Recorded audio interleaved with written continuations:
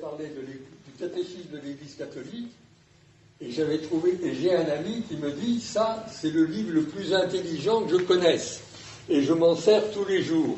Je me dis, si tu t'en sers tous les jours, tu vas venir nous expliquer comment tu te sers tous les jours de ce livre, que je connais bien, moi, mais qui est un peu lourd, hein, mais qui est effectivement extraordinaire. Ah, il me dit, mais voilà, bon, c'est un officier de marine, et alors il va bon, s'il arrive, c'est lui qui en parle.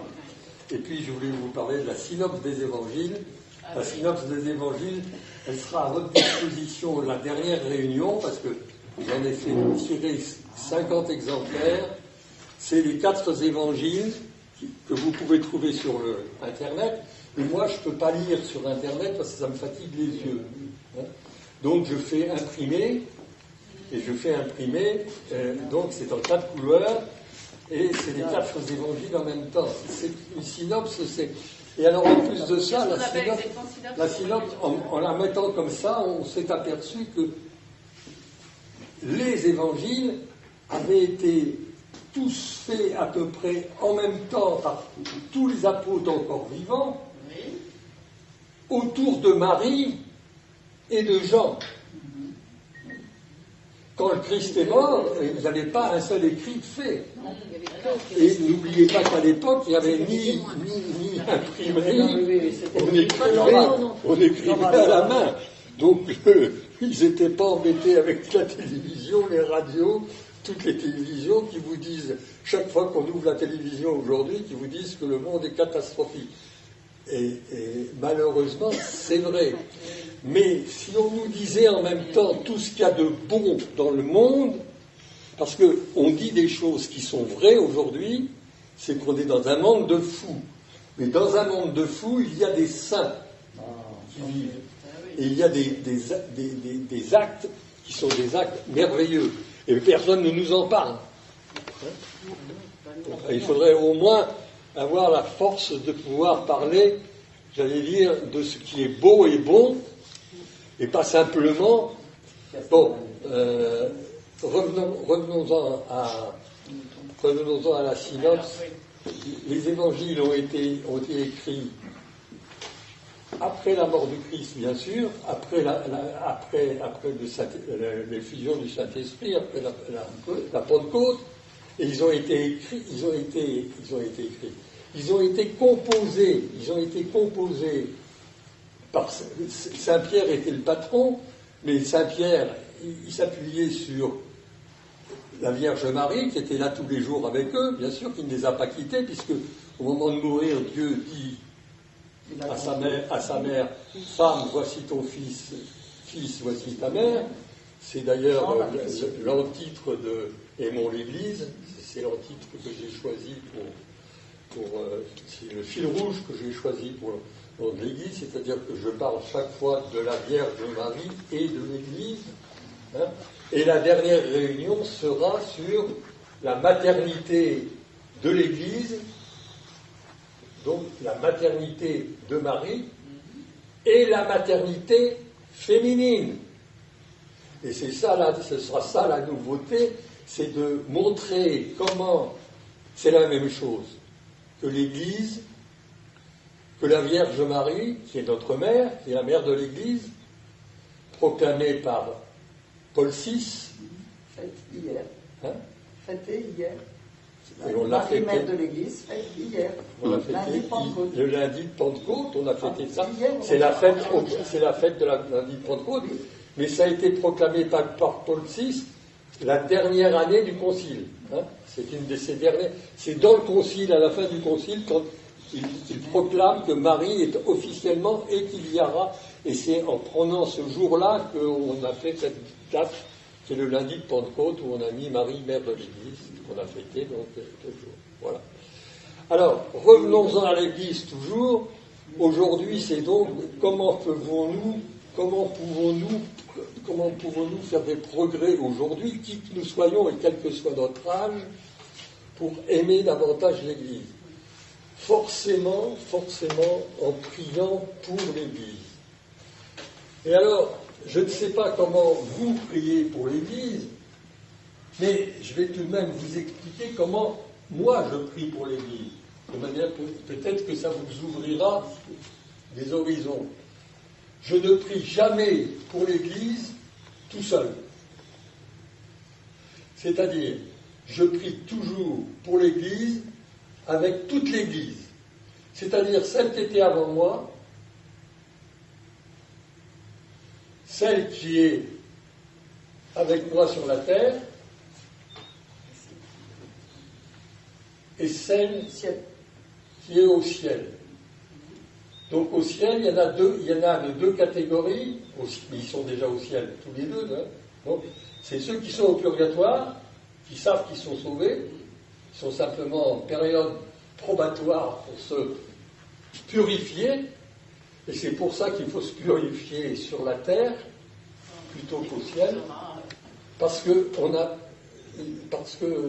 les ancêtres des apôtres, entre autres Ézéchiel, nous dit c'est sur la terre qu'on avance, pas au ciel. Au ciel, on n'avance plus. On arrive et on est comme on est. Et c'est le bon Dieu qui, s'apercevant qu'on n'est pas tout à fait suffisamment purifié, qui nous montre qu'il y a un purgatoire, donc expression de sa miséricorde. Et donc on se précipite au purgatoire pour aller y passer quelques jours ou quelques années suivant l'état. Il est certain que le purgatoire n'est pas le même pour tout le monde. Le purgatoire n'est pas... C'est un état, c'est pas un lieu. Dès qu'on est au ciel, on n'est plus dans le monde. Je rappelle que dès qu'on est au ciel, on n'est plus dans le temps présent. On n'est plus dans le temps, on est dans l'éternité. Alors vous me direz, non, l'éternité, vous avez commencé à être dans l'éternité le jour de votre conception, vous êtes entré dans votre éternité, puisque vous êtes immortel. Votre âme est immortelle. Mais mon corps aussi, puisque mon corps est destiné à la résurrection. Et ça, c'est le Christ lui-même qui nous le dit. Hein. Donc, c'est très important de prier avec toute l'Église, l'Église d'hier, l'Église d'aujourd'hui, l'Église du ciel. Dans l'Église du ciel, il y a l'Église du purgatoire et l'Église des bienheureux. L'Église des bienheureux, il faut forcément prier avec eux, c'est-à-dire qu'il faut forcément prier avec les saints. Hein. Et il faut les appeler à notre prière et dire « je ne peux pas prier tout seul ». Pourquoi ? Parce que j'ai des distractions sans arrêt. Même quand je suis à l'adoration ici, j'ai des distractions. C'est plus fort que moi. L'homme est comme ça, il est fait qu'il est tout le temps sans arrêt distrait. Et c'est insupportable peut-être, mais c'est comme ça. Donc si c'est insupportable, il faut l'offrir. Tout ce qui est insupportable en nous, c'est une prière. Il faut transformer tous nos défauts en les offrant. Oui, la prière, c'est très important. Nos bonnes actions. Comment ? À un moment, on nous disait, tu offres que tes bonnes actions.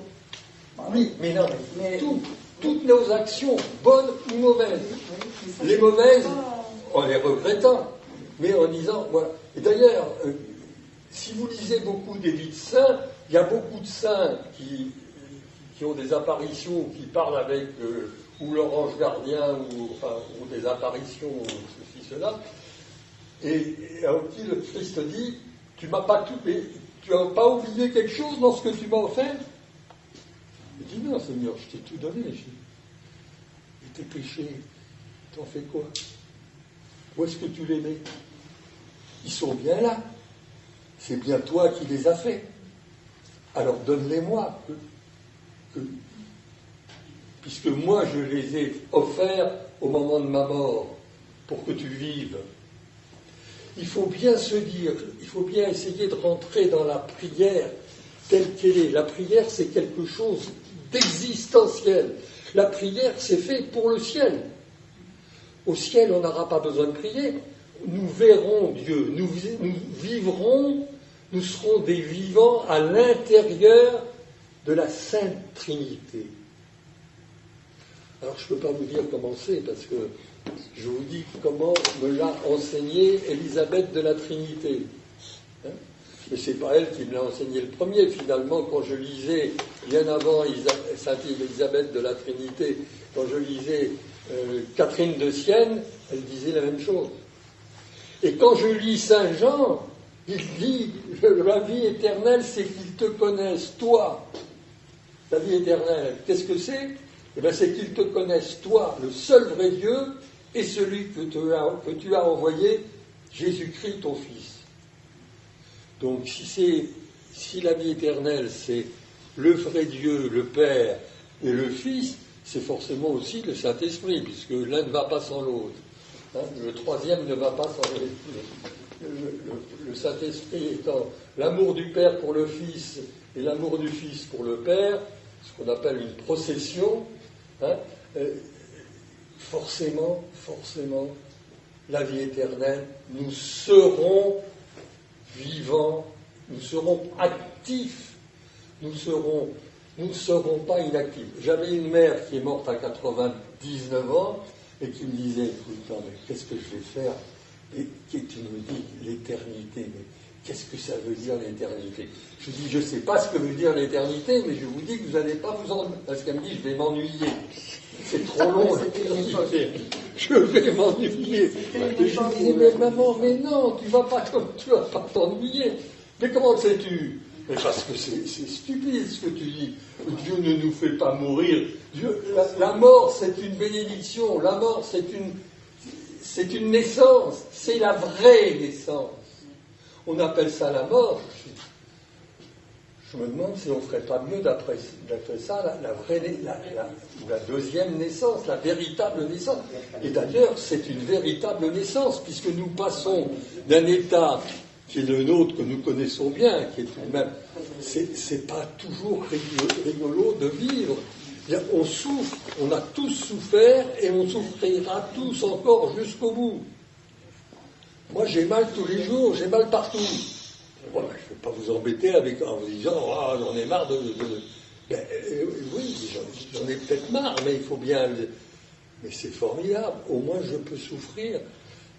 J'ai aussi énormément de chance parce que je m'occupe de gens qui sont vraiment des souffrants.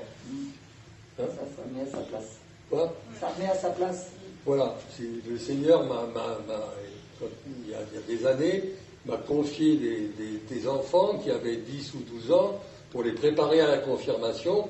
Et pourquoi est-ce qu'on me les confiait à moi? Parce que je disais, oui, je vais aller chez cette dame, oui, je vais aller chez ces gens-là, je vais les préparer à la confirmation. Des enfants handicapés, vous voulez dire?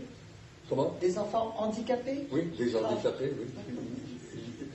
Elle m'a téléphoné ce matin, elle avait 12 ans, elle en a 40 aujourd'hui. Hein, elle m'a téléphoné, elle me dit, c'est bien ce soir que tu fais ta conférence? Je dis, oui, si je le veux, comme il veut. Alors, elle me dit, bon, mais tu sais, moi, je viens de passer un week-end absolument épouvantable avec un truc dans le bras, et je souffrais tellement que je l'ai arraché, le médecin a voulu le remettre, je lui ai dit non. Et si mon bras se paralyse complètement, il se paralysera complètement. Bon, elle a une maladie orpheline, elle est née comme ça, elle fait 1m48, elle n'a jamais pu passer un examen, parce que le jour où elle a passé son bachot, elle n'avait jamais été à l'école, mais quand elle s'est retrouvée dans une classe avec plein de monde, il faisait chaud. La souffrance, elle connaît. Quoi? La souffrance, elle connaît. Donc la souffrance, elle dit, pour moi, j'ai pas le choix. Hein. Elle dit, je suis né avec, et ou bien je me révoltais, et ça sert à rien, ou je l'offrais, et je me suis aperçu qu'en l'offrant, et je n'ai jamais connu. Elle vient d'écrire un livre qui est sorti cette année.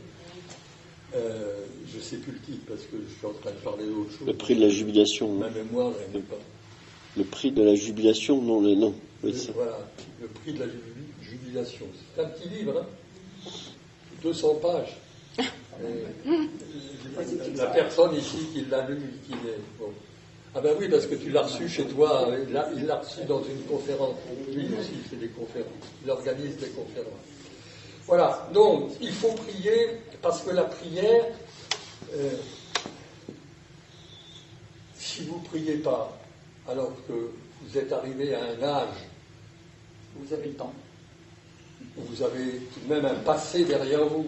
C'est ça ce que je veux dire. Qu'importe l'âge, mais on a une expérience de vie. Et vous savez que ça se rapproche, le moment où ça s'arrêtera, ou plus exactement le moment où ça commencera vraiment. Alors, on me dit, oui, mais ça va, qu'est-ce qu'on va faire? Eh bien, ce qui est certain, c'est que, il le dit à plusieurs saints, qui ne me disaient pas ce que disait ma mère, mais qu'est-ce que je vais faire? Je vais m'ennuyer. Et la petite Sainte Thérèse répond à ça. Sur la terre, quand je serai au ciel, je veux faire du bien sur la terre. Je passerai mon ciel à faire du bien sur la terre. Oui, c'est ça. Je passerai mon ciel à faire du bien sur la terre.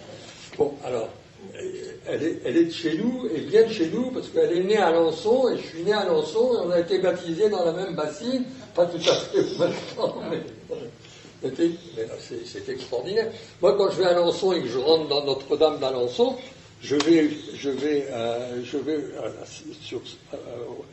prends ce baptistère dans mes bras et je l'embrasse. Et j'ai en face de moi l'image de Sainte Thérèse de l'Enfant Jésus à 15 ans ou un truc comme ça. La première photo qui a été prise à la fin du siècle dernier, avant sa mort. Très émouvant ça. Voilà.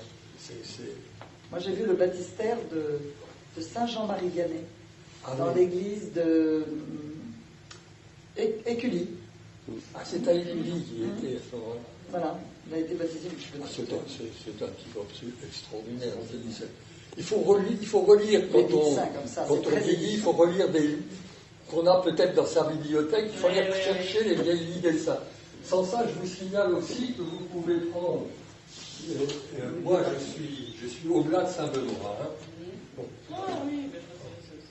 Et ça, c'est tous les mois, je reçois ça gratuitement, et vous le recevrez gratuitement simplement si vous le demandez. Et c'est des vies des saints, et des saints que vous ne connaissez pas, parce que c'est des vies des saints qui viennent d'être déclarés saints. Voilà, ce sont des saints, j'allais dire. Ce sont des saints, pas forcément. C'est quelquefois des saints qui sont malgré tout très anciens, parce qu'on est en train de nettoyer ceux qui n'étaient pas passés à la déclaration de sainteté. Et le pape, qui est beaucoup critiqué actuellement, mais il est en train de donner une accélération pour mettre des saints le plus possible. Enfin, il nettoie, lui aussi. Hein. Ben oui, parce que bientôt ça va s'arrêter. Vu l'état du monde, on peut se dire qu'on est peut-être pas loin. Quoi? Il n'y en aura plus de saints. On en trouvera quand même. On en trouvera quand même, mais on ne les fera pas sortir. Ah non, mais quand il n'y aura plus d'hommes, quand le monde ça va s'arrêter, quand le monde ça va s'arrêter. Au ciel, on ne se reproduit pas. Hein. Donc, et on nous dit, l'Église, la seule chose que l'Église dit, enseigne en quelque sorte, je ne sais pas si c'est sous la forme d'un enseignement ex cathedra, mais c'est que les saints remplacent les anges qui sont devenus des diables, hein, des démons. Qu'est-ce que vous venez de dire? Vous pouvez répéter? Je dis ce qui est dit dans l'Église. Hein. Ouais. Je ne dis pas forcément que c'est un enseignement officiel, parce que là, il faut vraiment être sûr de soi pour le dire, mais je crois que c'est un enseignement officiel. C'est-à-dire que l'Église dit qu'il y aura des saints autant que la fin du monde n'arrivera que quand on aura remplacé tous les anges déchus qui ont suivi Satan dans la révolte, qui seront remplacés par des êtres humains, par des saints humains. Et c'est pour ça que, parce que moi j'ai souvent posé à des prêtres, mais toute ma vie, hein, dès l'âge de 20 ans, je posais des questions qui embêtaient les prêtres, et c'est pour ça que j'ai été obligé de faire de la théologie en marchant, mais un peu tous les jours, et non pas des études de théologie. Parce que dans les études, et j'ai bien fait. C'est plus appliqué. Non, mais parce qu'à un moment donné, tout de suite après le concile, on a enseigné des choses fausses. Tous ceux qui étaient contre le concile et qui ont enseigné des choses qui étaient tordues. Hein. Il y a des prêtres qui ont été mal formés à un moment donné. Mais avant, on enseignait des choses fausses aussi. Quand vous, si vous prenez la semaine prochaine cette synopse, et je vous encourage à l'apprendre, parce que c'est une manière de lire l'Évangile, et vous verrez qu'il y a des indications au début de comment elle est faite, et qu'il y a aussi des indications sur les marges. Mais ça, il y a des traits noirs.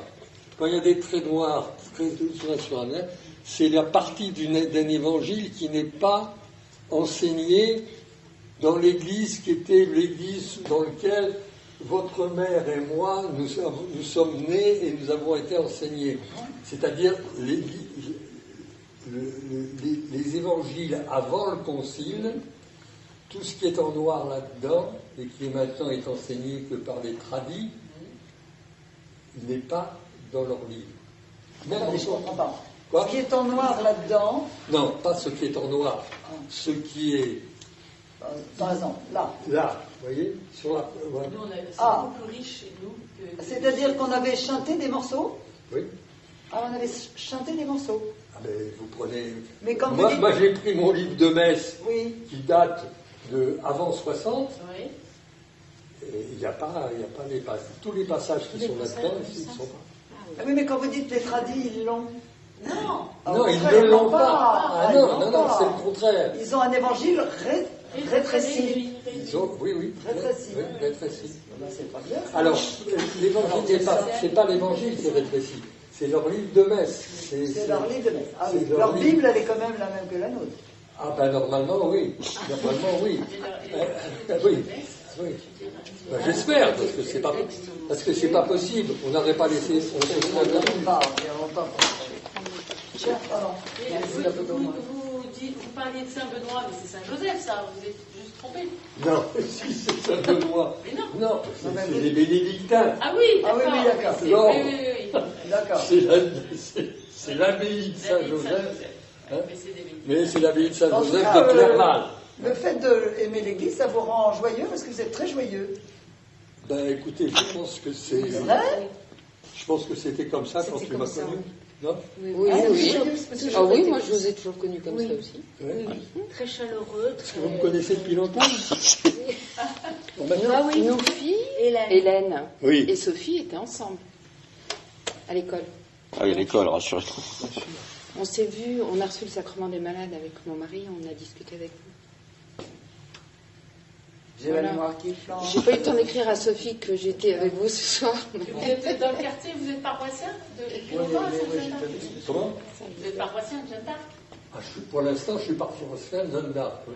Mais avant, j'étais paroissien au Chênay. Saint-Antoine. J'étais paroissien au Chênay pendant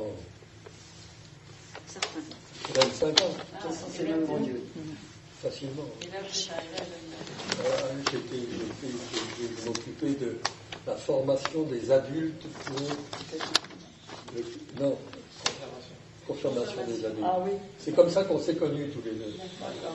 Mais je pense que je la faisais aussi avec le sourire parce qu'on était entre 15 et 17 tous les ans. Il y en avait qui venaient de Paris pour la préparation. Alors, les mots de l'église. Alors, l'Église. Bon. Pour faire très court, comment on fait? Il vaut mieux parler de l'Église avec le sourire et Ah avec oui. la Ah joie. bah oui, non, mais- Parce que, Oui. Parce que dans les journaux, c'est pas pareil. Hein. Si on veut faire Ça envie. c'est ah oui. Non, de deux choses l'une. Ou on est heureux d'être chrétien, et il faut le montrer. Ça doit se voir. Comment le montrer. Un chrétien triste est un triste saint. C'est un Christ saint. Ça n'existe pas d'ailleurs. Non, mais c'est ça, ça n'existe pas. Quoi? Ça n'existe pas. Ça n'existe pas. Et alors, il faut et il est certain que mais la prière, c'est notre respiration, si vous voulez. Et alors ici, on a une chance colossale avec cette Bien sûr, adoration perpétuelle. C'est incroyable. On est des très gâtés. Ah non, mais c'est... Ça, Et puis, on a ça des- porte beaucoup de fruits. Il y hein. en a des prêtres. Dans nos vies, moi, je trouve que ça porte beaucoup de fruits. Eh ben, il faut le dire, il faut faire connaître l'Église Oui. ici, il faut il faut vivre d'église. Quoi. Oui, oui. Et c'est pour ça que, après avoir fait ces conférences sur la vie et la mort, ceux qui étaient là et qui étaient tout de même plus nombreux que nous sommes, me disaient, mais chaque fois, parce que cette conférence c'est long, hein, Oui. pour eux comme pour moi, vous nous avez parlé, vous nous avez dit chaque fois, ah mais l'église, il faudra qu'on en parle un jour, et puis vous nous avez jamais parlé finalement. Je dis, bien sûr, j'en ai jamais parlé, ça, mais bon, alors, en sortant, ils m'ont dit, bon alors à quand est-ce que vous nous parlez de l'église? Alors j'ai dit bientôt, puis ce bientôt a duré, parce que j'ai attendu de récupérer un peu et puis d'être sûr que je pouvais le faire. Mais là, je crois que une fois que j'aurai fini ça, je serai plus capable de faire autre chose. Parce que tout de même, je dis souvent à mes amis, et vous êtes forcément maintenant de mes amis, je dis la spiritualité, ça fatigue. On ne peut pas dire n'importe quoi. On ne peut pas dire n'importe quoi. Voilà, c'est que en plus La de grâce, ça, enfin, dire la vérité, elle on vient pas est de nous. obligé de dire la vérité et, vous voyez, de prendre des précautions. Alors là, vous souriez tous avec moi. L'avantage d'être peu nombreux, c'est que ça devient très intime tout de suite. Ça devient pas une conférence. Bon, c'est pas possible. On ne peut pas faire des conférences sur ces sujets-là. On peut parler On ensemble. peut témoigner. Voilà. Et on peut témoigner. Bon, donc la prière est indispensable et la prière, il faut la faire avec l'Église du là-haut. Parce que elle est sainte et les âmes du purgatoire, elles ne peuvent rien pour elles-mêmes, mais elles peuvent prier pour nous. Nous, on peut, chaque fois qu'on souffre, offrir nos souffrances pour des âmes de purgatoire.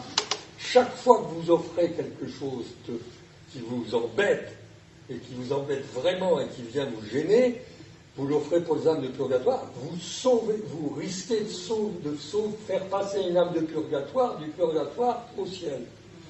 Et donc, quand vous arriverez là-haut, elle sera là pour vous accueillir, forcément. Hein? Bon. Alors, la prière et le témoignage sont tellement importants que je vais vous donner un exemple. Je m'excuse parce qu'il est encore personnel, mais vous oublierez ensuite qu'il est personnel. Quand j'avais 22 ans, donc, après avoir connu votre mère, que je salue et que je reconnaîtrais si elle m'apparaissait, demandez-lui un jour de venir me visiter. Elle est aussi. Bon, mais non, mais bien sûr, parce qu'on a le même âge, on a un an d'écart, et elle avait un an de plus que moi, donc forcément, un an de plus que moi, ça me va, pour une femme, c'était beaucoup. Moi, j'ai épousé une fille qui avait 2 ans de plus que moi, mais 2 ans tapés de plus que moi. Hein. C'est 2 ans, vraiment. Hein. Elle était née pas en 32, mais en 31. En janvier 31. Et moi, en décembre 33. Vous voyez la différence. Ça fait une grosse différence.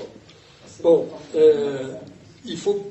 Bon, la prière et la prière d'offrande ou la prière de proclamation, même pour un mort, quand vous le faites pour un mort, alors je vais vous donner un exemple. Quand j'avais 22 ans, j'étais officier en Algérie, officier de spahis algérien. Je commandais que des Algériens. Un jour, on m'envoie par un message radio, il n'y avait pas de portable, il y avait des radios.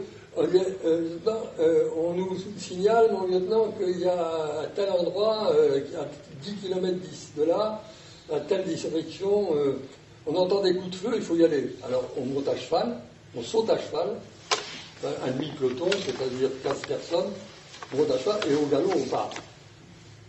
Au galop, 10 km, c'est 5 minutes, quoi. Hein, on va vite au galop. Hein. Bon, c'était en plat. Hein. Bon. Et hop, on arrive dans un lit d'oued, et effectivement, des morts partout. Je saute de cheval parce que je vois un type qui remue encore. Donc je saute de cheval, je le prends, je lui mets la tête, je prends sa tête jamais pour le regarder, et en mettant ma main par terre, je m'aperçois que je suis à genoux dans un lit d'oued, avec de l'eau. Et je prends de l'eau entre ma main et je lui dis, si tu avais été enseigné dans l'église catholique, et que tu avais accepté cet enseignement, je te baptise au nom du Père, au nom du Fils et du Saint-Esprit. Et à ce moment-là, je vois le type qui fait, il me regarde, et il meurt. Et là, je suis remonté à cheval, je me dis, mais qu'est-ce que tu as fait? C'est pas vous qui l'avez fait, c'est le Seigneur qui a voulu.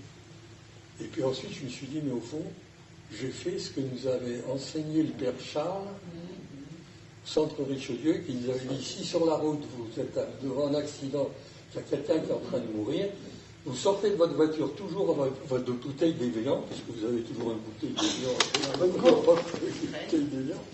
Hein, elles n'étaient pas encore en plastique.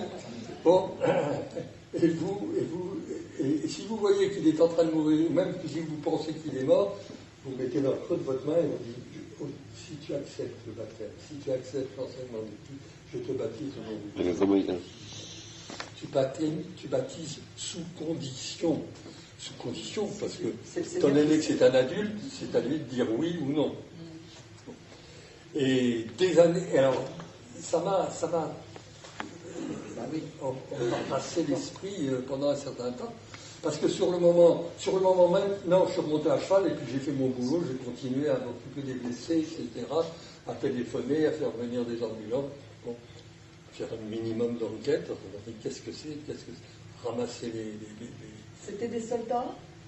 Non, le petit jeune là que vous avez baptisé, c'était un type du pays, enfin je veux dire. C'était un musulman. Ah, oui, c'est ça. Il était habillé en musulman, il était D'accord. musulman, il n'avait pas d'armes autour de lui, il n'y avait que des douilles de. Voilà. C'était des légionnaires qui avaient. Qui étaient sous et qui avaient fait ça. Ah, mais il faut lui raconter les choses comme elles sont, hein. C'est vrai. En Algérie. Donc c'était des soldats français, enfin, sous le drapeau c'était français. l'armée française. Non, mais il y a eu beaucoup.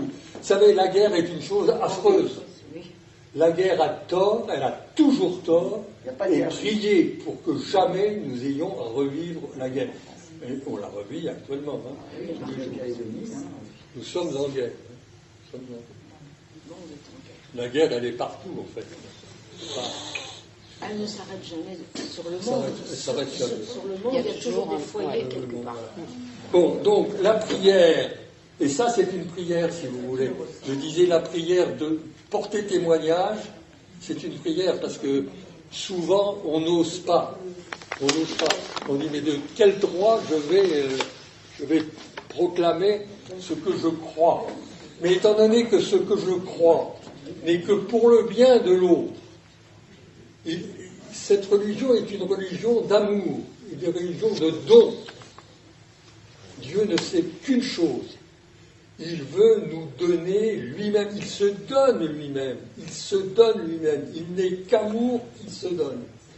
Et c'est ça qu'il faut arriver à faire dans notre humanité à nous. Hein? Bon. Et notre corps, la prochaine fois, donc ça c'est une chose très très importante, puisque je vais parler de la maternité de l'Église et de la maternité féminine en même temps. Mais avant de parler de la maternité féminine, je vais montrer comment le corps humain, c'est-à-dire le corps de femme, le corps de mère, qui vient d'apprendre, parce que c'est le corps qui apprend à la femme qu'elle est enceinte. Je pense que c'est vrai, hein, ça. Je peux le dire, hein, même si je suis un homme. Et toutes mes amies me disent, oui, ça jusque-là, tu peux dire. Mais à partir de là, tu te tais. Je dis, mais non, justement, je ne vais pas me taire. Parce que justement, tout ce que je ne connais pas, moi j'ai eu 7 enfants. À chaque fois, j'ai interrogé ma femme en disant, raconte-moi. Mais enfin, qu'est-ce que tu veux? Je ne le disais pas comme ça, raconte-moi. Je disais, mais t'es sûr que ça va bien? T'es sûr que tu n'as besoin de rien? Je dis, mais fous-moi la paix, quoi. C'est normal. Hein, il n'y a rien de plus normal que d'être enceinte. Bon, alors qu'est-ce que tu es en train là d'essayer de... Non, mais tu fais ton boulot, je fais le mien, puis c'est tout. Tout le monde, toutes les femmes sont faites pour être enceintes. Et non pas pour tomber, mais pour être. Allez, d'accord. du catéchisme de l'Église catholique, puisque c'était le sujet, je venais parmi la population, parce que moi... Patrick m'a demandé de parler du catéchisme de l'Église catholique. Alors je lui ai dit que moi je trouvais que c'était le livre le plus intelligent que j'ai jamais vu. Pourquoi? Excusez-moi, moi quand j'étais à l'école toute petite, j'avais un catéchisme qu'on apprenait par chapitre. Par chapitre. Oui, il y avait le catéchisme, oui. Et on apprenait les questions, réponses. Non, ça, c'est pas un catéchisme qui s'apprend par chapitre, c'est un livre. Mais moi, il me semble qu'il y a eu des périodes où on n'en parlait plus. Si, on en a toujours Si, on a toujours parlé, mais ça, on parle du catéchisme de l'Église catholique, celui qui est sorti en 92, si je me souviens de son nom, 93, et c'est celui qui est signé de Jean-Paul II. Et donc, je dirais que si un catéchisme un peu de l'Église universelle comme celui-là, le précédent, c'était en gros celui du Concile de Trente en 1560. Que j'ai toujours à la maison. Voilà. Donc, moi je considère, mais chacun considère comme il l'entend, que c'est vraiment un cadeau exceptionnel de Dieu, d'une part par les références qu'il fait à sa propre parole, et puis que c'est un cadeau de la partie céleste de l'Église, puisque par toutes les références qui sont faites à certains auteurs qui sont des grands saints, Saint Thomas et beaucoup d'autres. Et beaucoup d'autres. Et c'est un cadeau qui est fait à la partie terrestre de l'Église. Et donc, utiliser ce catéchisme, c'est en même temps témoigner de notre amour de l'Église. Alors, il faut savoir que ce catéchisme, initialement, il a été conçu, non pas pour nous, il a été conçu dans l'esprit du cardinal Ratzinger, qui à l'époque était le préfet de la Congrégation de la foi et puis de son entourage. Ça avait été conçu comme un catéchisme pour les évêques et pour les enseignants. Sauf que, et c'est lui-même qui le dit dans ses mémoires, il a eu un tel succès qu'il a été d'emblée adopté par pratiquement tous les fidèles, et que d'ailleurs ils avaient prévu après un document qui existe, qui s'appelle un compendium, qui est un truc beaucoup plus ramassé, mais dont le succès a été très mince. Le catéchisme tel qu'il est connu et vendu ici, celui-là il a eu un tel succès qu'il a emporté et effacé tous les autres. Alors, ce que j'aurais dit, c'est pour ça que Patrick m'a demandé de vous en parler, c'est que c'est un outil remarquable, qui est extrêmement complet. Sa richesse, à mon avis, est insoupçonnée, mais pour l'utiliser à fond, il faut utiliser les aides qui sont associées, et ces aides sont, moi je ne sais pas, on va avoir discuté avec les uns et les autres, que ces aides sont assez mal connues. Et c'est pour ça que Patrick m'a demandé d'en dire quelques mots ce soir. Bon, alors, sa richesse, en un mot, d'abord, c'est qu'il est très bien expliqué, qu'il est en lien direct avec le sujet des conférences que fait Patrick, puisque son sujet, ça couvre l'Église. Et la première partie, là, je dirais pas la plus consistante, mais celle qu'on aborde d'emblée, c'est la profession de foi. C'est ce à quoi l'Église croit. Donc, on est vraiment dans le sujet de l'amour de l'Église. Qu'est-ce que l'Église croit? Et si on sait tout ce qui est marqué dans le catéchisme, on en sait déjà beaucoup, beaucoup, beaucoup. Ça ne veut pas dire qu'on sache tout, parce que la théologie est inépuisable, on en sait beaucoup. La deuxième partie de ce catéchisme, c'est la célébration du mystère chrétien, ce sont les sacrements, c'est le cœur, pour moi, c'est le cœur du don de l'Église aux fidèles. Puisque c'est par l'Église que les sacrements sont diffusés vers les fidèles, sont diffusés, sont distribués.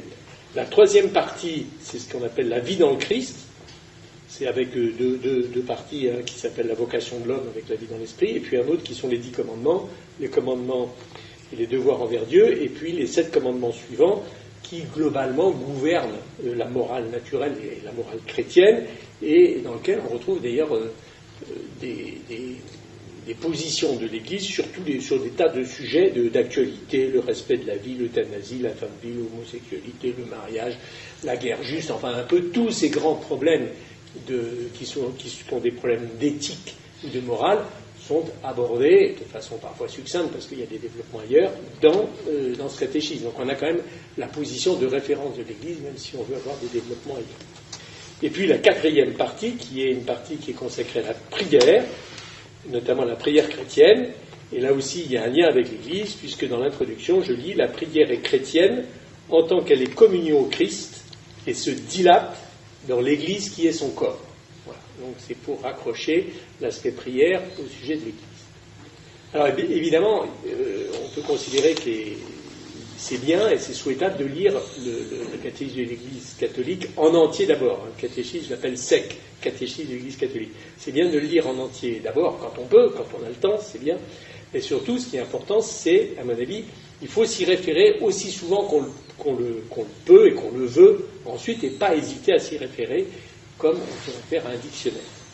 Mais pour ça, et pour l'exploiter au maximum, il faut utiliser sans modération les aides d'utilisation dont on dispose. Alors il y en a plusieurs. Il y en a d'abord une aide qui est très banale, qui est celle de la table des matières. On trouve ça dans tous les livres, c'est pas sorcier. Il y a une autre aide. Alors je pars de la fin et je remonte un peu vers le début du livre.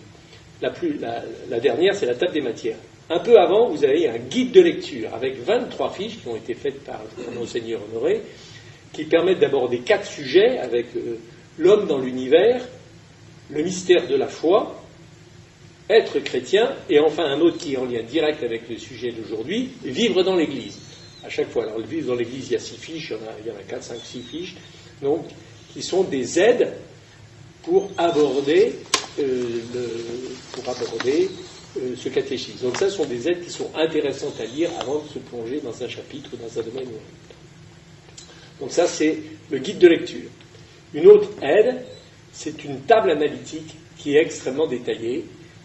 Allez la consulter, vous allez voir, il y a beaucoup de choses. On peut trouver un très grand nombre de sujets. C'est ce qui permet, et est très efficace, c'est ce qui permet de rechercher quelque chose à partir d'un sujet. Alors je prends un exemple.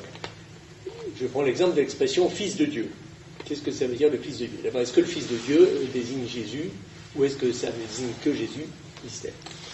Bon, vous allez chercher à Fils de Dieu, ça y est, et l'expression Fils de Dieu vous renvoie au Christ. Vous allez ensuite rechercher le Christ, et vous allez trouver Fils de Dieu.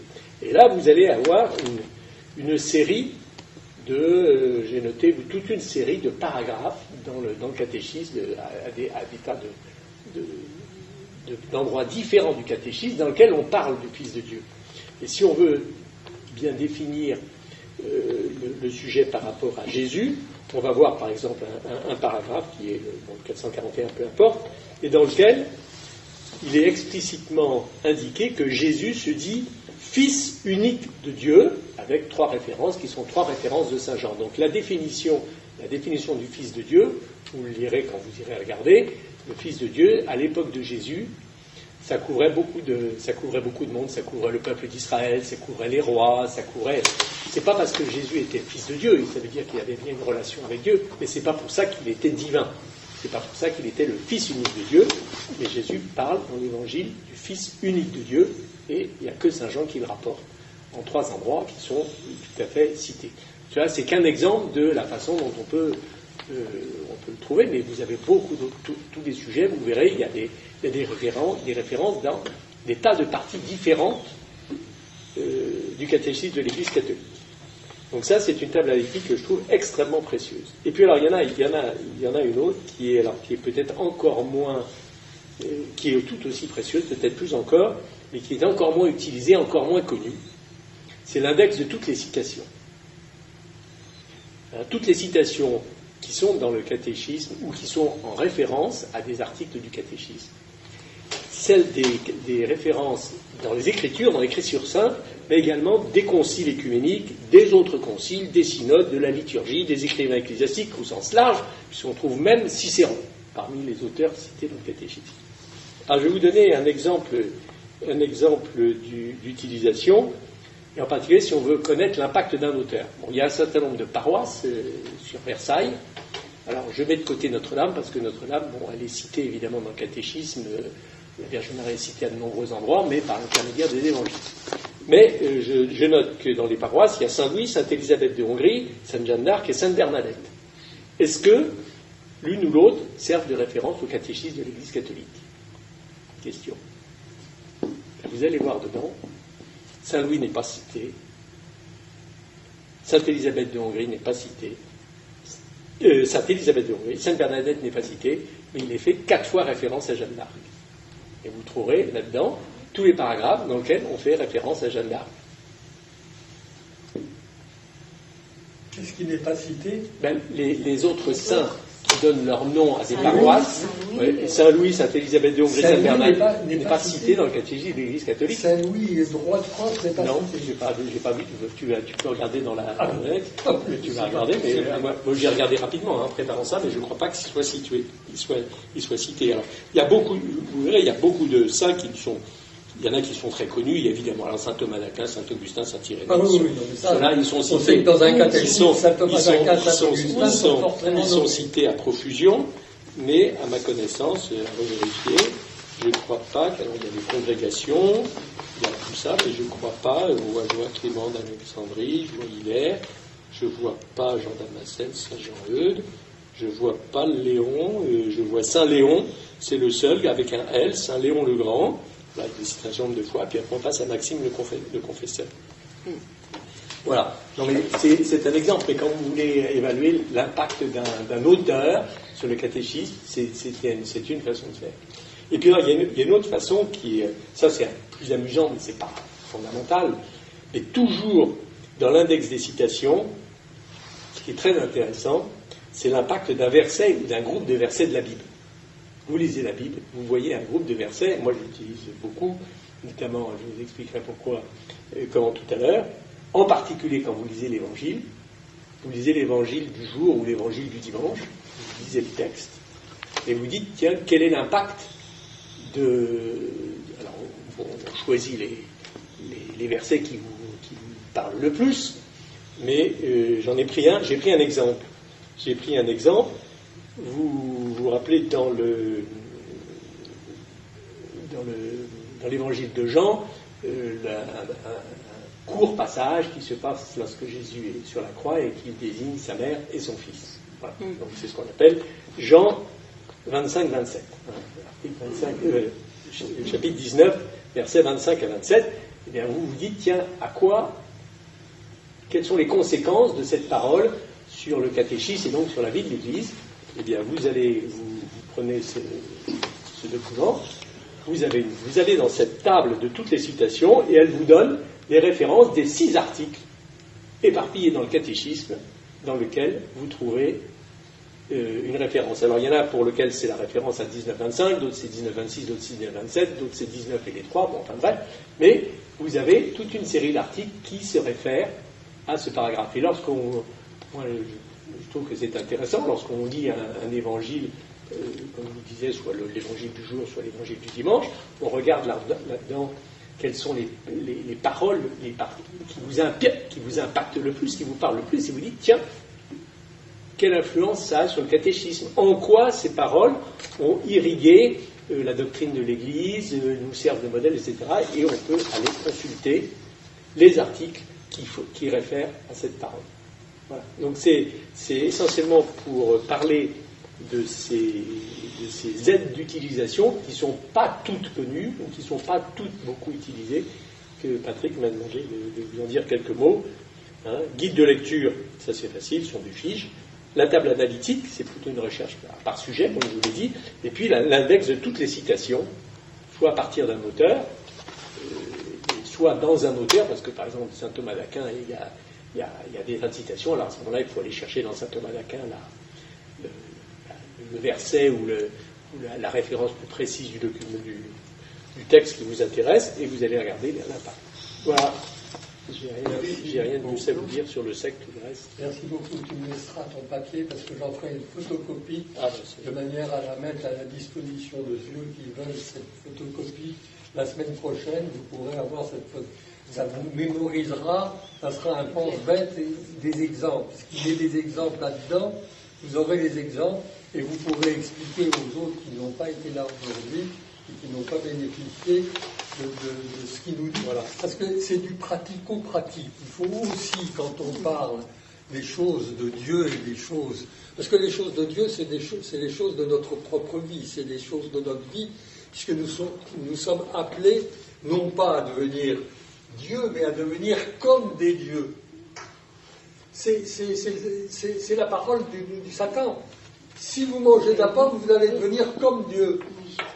Oui, mais il les fait venir en désobéissant, c'est-à-dire en faisant ce que Dieu avait donné comme interdiction. Donc c'est une désobéissance. Et alors on n'a pas parlé encore, et il se peut que si je parle l'année prochaine de quelque chose, je parlerai sur l'obéissance.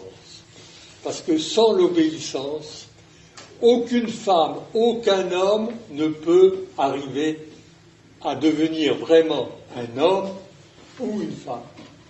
Voilà, l'obéissance, c'est quand on a découvert ce que c'était. Moi, j'ai eu beaucoup de chance parce que j'ai été élevé par un père qui était militaire, fils de militaire, petit-fils de militaire, arrière-petit-fils de militaire. Alors, c'est comme les gens qui sont tombés dans une famille d'avocats ou de juges, si vous voulez, qui sont complètement imbibés de tout ce qu'il y a dans la mer.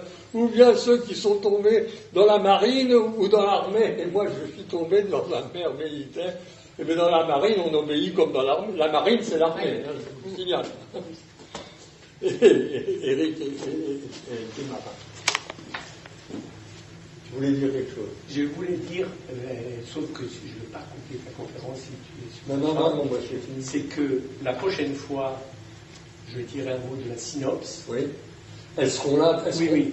On les verra à la fin du truc. Et alors, je voulais proposer à ceux qui sont là, je leur donne d'emblée, tout de suite, je vous donne de quoi aller voir le site.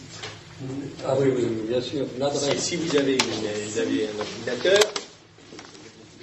Elle est connue parce que son mari connaît. C'est pas la peine, hein. Bon, vous connaissez. Voilà.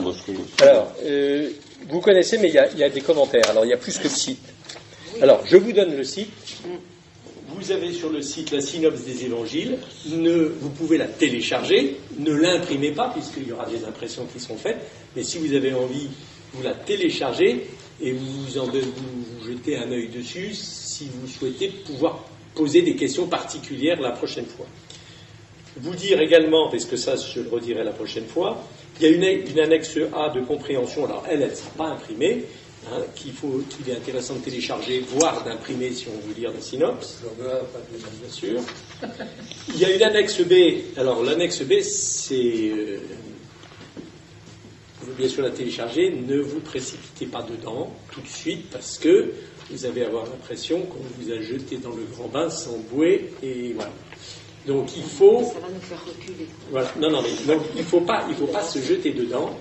Il ne faut pas se jeter dedans, et en plus c'est une annexe, vous verrez qu'il y a en couleur, avec des tas de schémas qui paraissent très compliqués, etc., qu'il est intéressant d'avoir pour lire le livre du Christ aux 4 évangiles, un trajet court, clair et sûr. Mais celui-là, surtout ne le téléchargez pas, parce qu'il est en cours de révision par son auteur. Voilà, donc c'est pour ça que je vous ai dit, attendez, il faut aller sur le site de temps en temps, et attendez que la date de mise à jour ne soit pas celle du 7 décembre, qui est la date actuelle, parce que j'ai posé la question à l'auteur avant d'écrire ça, et il m'a dit, je suis en train de me corriger. Voilà, donc celui-là, ne vous précipitez pas dessus. Les pépites de la Vierge Marie cachées dans l'évangile de Luc, c'est ce que j'appelle le livre le plus décoiffant. Vous verrez, vous allez découvrir quelque chose que peu de gens connaissent. Marie-Madeleine pécheresse pardonnée, apôtre des apôtres, c'est le livre d'une lecture, c'est la lecture la plus facile, si vous trouvez, parce que les lectures sont denses, hein, quand même. Hein. C'est peut-être par celui-là qu'on peut commencer si on veut, parce que c'est une lecture assez facile. Puis c'est une pécheresse, et c'est une pécheresse qui était pleine de vie, quoi. Vous voyez, est-ce que la manière dont on nous a enseigné le péché, tout au moins à ma génération, à moi, ça nous... on ne faisait plus rien. Hein, voilà. On avait tellement peur de pécher. Mais oui, on pêche 7 fois par jour, plus de 7 fois par jour. Bon, une fois qu'on a dit ça, c'est derrière nous. On pêche, on est pécheur jusqu'au moment où on ne peut pas être saint. On sera saint que quand on sera mort. Hein. C'est radical, c'est sûr, ça on peut l'affirmer. Hein. Donc, Mais il faut marcher vers la sainteté, parce que c'est l'endroit où nous devons aller. Nous sommes appelés à la sainteté. Et tout est à notre disposition. Entre autres, l'Église est là pour nous faire de nous des saints. Pour faire de nous des saints. Et l'Église, on n'a pas encore bien dit, c'est une famille. C'est une famille et qui n'essaye jamais de bousculer les gens en disant « mais va plus vite, tu ne vas pas passer ton examen. » Il n'y a pas d'examen. Il n'y a pas d'examen. Il n'y a pas d'examen. Le seul examen qu'il y a, c'est la mort. Enfin, plus exactement, c'est l'arrêt de tout. On ne peut plus pécher. Dites-vous une chose pour vous rassurer, quand je serai mort, je ne pourrai plus jamais pécher. À moi, ça, c'est quand je suis désespéré de moi, de mon péché et de ceci, cela, je dis oui, mais ça va prendre fin très bien. Je ne le dis pas à tout le monde, mais c'est pour bientôt. Alors, il y a deux autres livres que je signale. Donc, l'incarnation et la rédemption datées par les évangiles. Ça dépend du goût des gens, des auteurs. Pour les amoureux d'histoire, c'est passionnant parce que c'est une analyse de tous les renseignements de dates qui existent dans les évangiles. Alors, je signale qu'actuellement, on parle de 2 dates. On parle de l'an 30 et de l'an 33. Avec les tenants de l'un, les tenants de l'autre. Jean-Christian Petit-Fils, c'est 33, Sévilla, c'est 33, pour un certain nombre de raisons. De plus en plus, les textes de l'Église, enfin, les enseignants bernardins parlent de 30, de façon indirecte. Benoît XVI parle de 30, il ne parle pas de 30, mais enfin, il a donné un renseignement qui ne peut coller que si c'est 30. Et l'auteur fait l'hypothèse que ça pourrait être en 35. Voilà, donc je vous laisse lire pour ceux qui s'intéressent. À mon avis, il y a encore des choses à creuser sur ce sujet. Ça, vous le verrez vous-même. Et puis il y a la passion et la rédemption dans les 4 évangiles. C'est un coup de projecteur original à partir des textes des évangiles. Donc là aussi, c'est l'exploitation des évangiles à partir d'un certain nombre de réflexions et largement appuyé sur la synopse dont on parlera la prochaine fois. Merci une fois. Parce que la fois prochaine, on va parler, donc j'ai dit, de la maternité de l'Église et de la maternité humaine.